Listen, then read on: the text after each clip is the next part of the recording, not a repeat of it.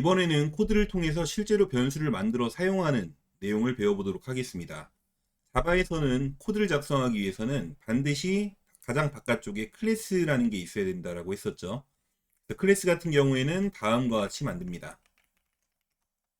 그래서 이름은 자유롭게 지을 수 있기 때문에 지금 우리가 배울 데이터 이그젬플 이라는 이름으로 붙일 거고요. 안쪽에는 이름이 메인 메소드였습니다. 메인 메소드는 다음과 같이 생겼어요. 멈춘 다음에 작성하시고 여기에다가 변수 생성 방법에 대해서 한번 살펴보도록 하죠. 앞선 시간에 변수는 그릇과 같은 존재라고 했고 그 다음에 데이터는 그 안에 담을 내용물과 같은 거라고 했습니다. 내용물에 맞는 변수를 써야 되는 것처럼 변수가 이제 여러 종류가 있고 그 종류에 맞는 것들을 사용해야 되는데 이번에는 정수를 가지고 소수점이 없는 숫자를 우리가 정수라고 부른다고 했으니까 정수를 통해서 한번 살펴보도록 하겠습니다. 만약에 10을 저장해야 된다.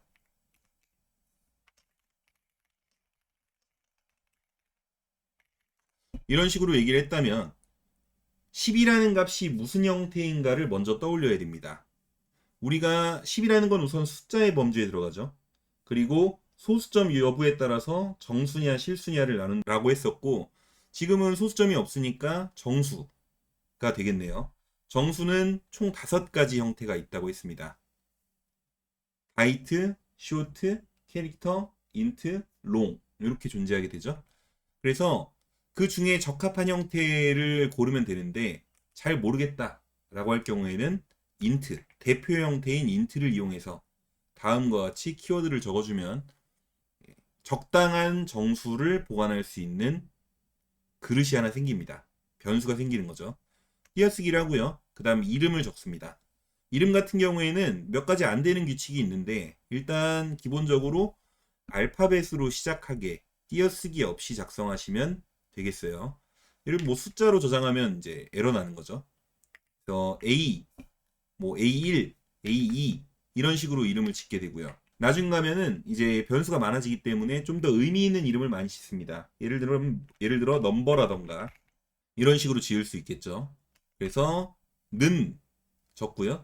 10 세미콜론으로 마무리를 해주시면 이게 변수를 만들어서 데이터를 저장하는 코드가 되겠습니다. 마지막에는 항상 세미콜론을 적어줘야 구문이 끝났다라는 표시가 되기 때문에 프로그래밍에서 이해를 합니다. 그리고 이렇게 만든 변수 같은 경우에 우리가 출력을 하고 싶다면 system.out.println 출력 명령을 이용해서 이름을 작성해주면 되고요. 실행 한번 시켜보도록 하겠습니다. 실행시키면 결과 잘 나오는 거 확인할 수 있죠. 주의사항은 따옴표를 적게 되면은 의미가 달라진다는 거예요. 따옴표를 적으면 이 안에 있는 건 그냥 글자라는 의미를 가지기 때문에 보시면 지금 넘버라고 나오는 거 알 수 있죠? 그래서 따옴표를 쓰지 않도록 조심하셔야 됩니다. 불러오는 거니까요. 같은 이름으로는 한 번 더 변수를 만들 수 없습니다. 만약에 제가 똑같은 이름으로 변수를 한 번 더 만들었다라고 가정해 볼게요. 이런 식으로 만든 다음에 실행을 시키면 과연 결과가 잘 나올 것이냐. 지금 보시면은 오류 나는 거 확인할 수 있죠? 그리고 오류의 대략적인 코드도 추정을 해줍니다. 아마 이 코드 때문에 오류가 난 것 같다. 라고 하는데 지금 보니까 20 만드는 코드죠? 그래서 이미 정의되어 있는 변수예요. 라고 나옵니다. 2번 만드는 건 안 돼요. 만약에 에러 나는 건 주석 처리해야겠죠? 2번은 생성할 수 없음. 이런 식으로 작성해 놓으면 되겠네요. 그래서 한 번 더 쓰고 싶다면, 그러니까 값을 바꾸고 싶다면 넘버를 그냥 불러서 20 이런 식으로 써주면 됩니다. 그러니까 이 같다라는 게 넘버가 20과 같다라는 뜻이 아니라 20을 넘버에 넣어라 이런 뜻이 되는 거죠. 이걸 이제 대입이라고 불러요.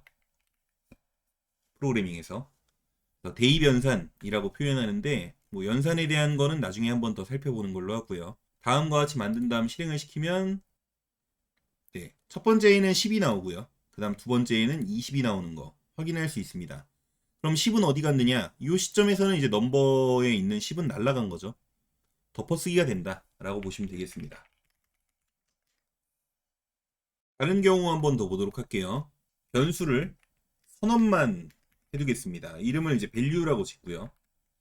그 다음 세미콜론 이렇게 적으면 그냥 value라는 변수를 만들어라 라는 뜻이 되는데 system.out.println이라고 해서 value 만약에 이걸 출력을 해보면 과연 뭐가 나올 거냐, 아무것도 안 넣었으니까 뭐 0이 나올 거냐, 실행을 시켜보면은 실행 안 됩니다.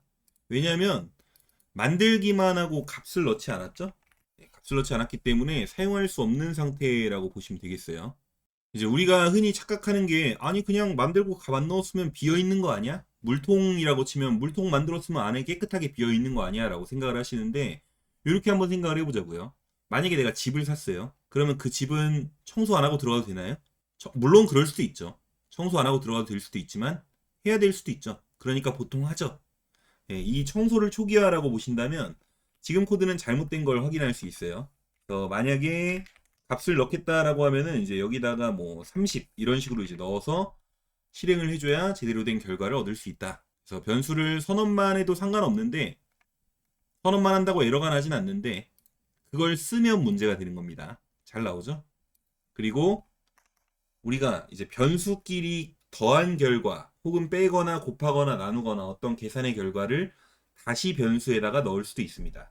예를 들어서 int 이름은 토탈이라고 짓고 여기다가는 넘버랑 밸류를 더한 값을 넣어라. 이렇게 해가지고 작성을 해볼게요. 그러면 여기서는 20을 불러오게 될 거고요. 그 다음에 밸류는 30을 불러오게 될 거예요. 그래서 더한 결과가 들어가게 되겠죠. 그러면 아마도 토탈은 50이 되지 않을까. 아직은 우리가 코드를 암산하는 게 더 빠르니까요. 실행을 시켜보면은 결과 잘 나오는 거 확인할 수 있습니다. 변수를 만들 때의 주의사항에 대해서 한번 확인해 보시고, 우리가 앞으로 이제 계산에 변수를 적극적으로 활용하고 문제되는 상황들을 해결해 보자고요.